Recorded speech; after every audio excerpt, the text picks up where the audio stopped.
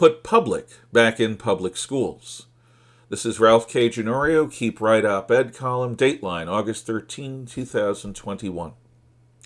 In August, many of us anticipate with longing or dread the beginning of a new school year. I recall how I was thrilled at the prospect of school as a kindergartner. Later, I looked on it with a more balanced blend of excitement and resignation.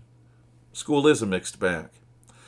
I recall asking my mom why certain things were required of me.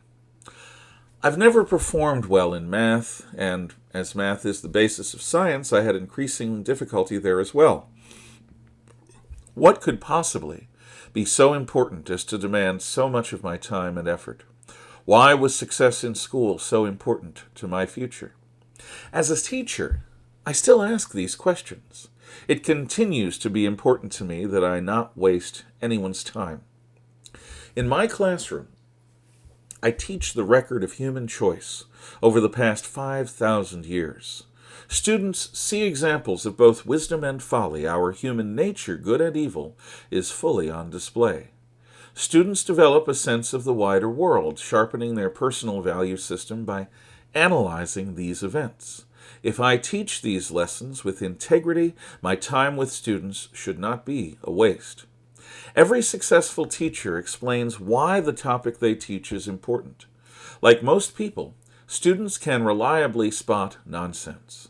If teachers do not believe in their own lessons, why should students? The task of instructing actual students daily generally keeps teachers sufficiently well-grounded in objective reality to resist self-delusion. Self-delusion involves seeing the world as one wishes it to be instead of how it actually is. It is the great trap of successful adults. Power can insulate a leader from realities that defy their own preferences.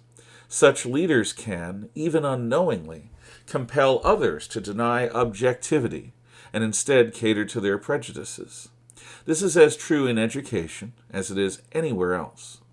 If one leaves the classroom to shape curriculum or manage schools, then one's contact with students diminishes.